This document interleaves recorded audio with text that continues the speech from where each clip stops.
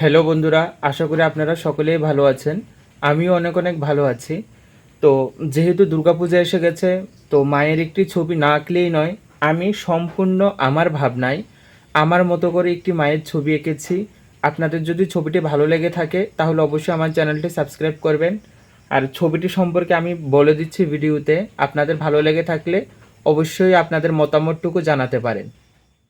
মহিষাসুরকে বধ করার জন্য মা এখানে রক্তবর্ণ ধারণ করেছেন।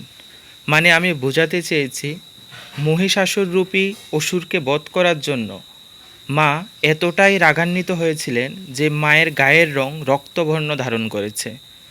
তো সেই ভাবনাটাই আমি তুলে ধরার চেষ্টা করেছি আমার ছবির মাধ্যমে। আশা করি আপনাদেরও খুবই ভালো লাগবে। মহিষাসুর রূপী বিভিন্ন অসুর সর্বদাই আমাদের আশেপাশে ঘুরে বেড়াচ্ছে।